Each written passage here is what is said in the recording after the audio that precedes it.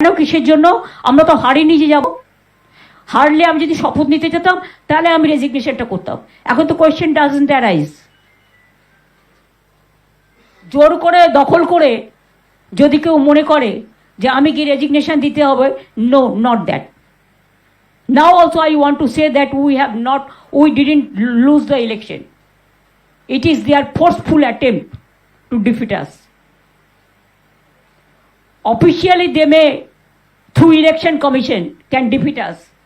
But morally I am telling you that we won the election. মাননীয় যে সবার থেকে আলাদা সেটা আরেকবার প্রমাণ করে ছাড়লেন। নিজে ভোটে হেরেছেন, তার দল ভোটে হেরেছে, ইলেকশনে হেরে গেছে। তারপরে বলছেন যে তাকে নাকি জোর করেই হারিয়ে দেওয়া হয়েছে। কম করে ১০০টা সিটে নাকি তিনি আরও বেশি ভোট পেতেন বা ১৮০-র ওপর সিট যেতেন। তাহলে ভাবুন, একটা মানুষ ১৫,০০০ ভোটে হেরেছে ভবানীপুর কেন্দ্রে। যে হারিয়েছে সে অলরেডি ২টো কেন্দ্র থেকে জিতেছে। তারপর তোকে বলছে তাকে নাকি জোর করে হারিয়ে দেওয়া হয়েছে। মানে বলতে চাইছে যে ফেয়ার ইলেকশন হলে নাকি তিনি জিততেন। তো এটা ফেয়ার ইলেকশন হয়নি। যে ইলেকশনে একটা মানুষ মরল না, 90% এর উপর ভোট পড়লো, সেটা ফেয়ার ইলেকশন নয়। বলছে কাউন্টিংয়ে নাকি ঘাপলা করেছে।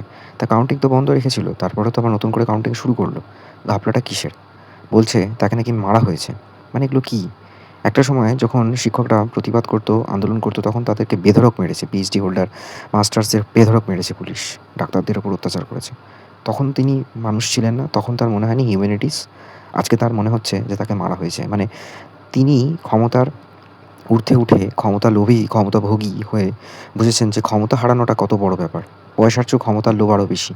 মানে ক্ষমতা, আপনি Z+ ক্যাটাগরিতে ঘুরবেন, আপনার ভাইপো ৩০০+ পুলিশ নিয়ে ঘুরবে, আপনি এবং আপনার পরিবারের সবাই একটা আলাদা সিকিউরিটি জোনে থাকবে, যেখানে পুলিশ প্রায় ২ কিলোমিটার দূর থেকে সিকিউরিটি জোনের মধ্যে ফেলে দেবে।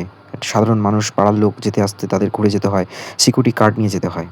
আর সেই মানুষটা আজকে বলছে তিনি নাকি রেজিগনেশন দেবেন না রাজভবনে গিয়ে। তিনি নাকি হারেননি মোরালি, তাকে হারিয়ে দেওয়া হয়েছে। মানেটা কি? এক্ষুনি বলুক তো, ক্ষমতা থাকলে বা সেই সৎ সাহস থাকলে যে আরেকবার ইলেকশন করুক এবং দেখা যাক যে আমি জিতি কি হারি। দেখা যাক। কেউ তার সাথে থাকবে না। ২০৭ খানা সিট পেয়েছে এমনি এমনি নয়।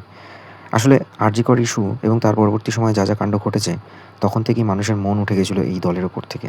তিনি ভেবেছিলেন যে ১,০০০টা, ১,৫০০, ১৭০০, পুজোয় ১,০০,০০০ টাকা চাঁদা, যুবসাথী এই সমস্ত করলে বোধহয় ভোট এমনি মানুষজন দেবে।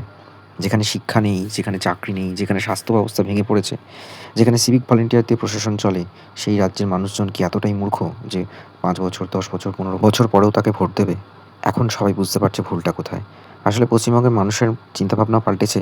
তারা বুঝতে পারছে যে ওই ৩৪ বছর ধরে টানা আরেকটা দলকে রাখলে হবে না। এবার পাল্টাতে হবে ১৫ বছর, নয়তো ৫ বছর। Stay tuned on Bong story.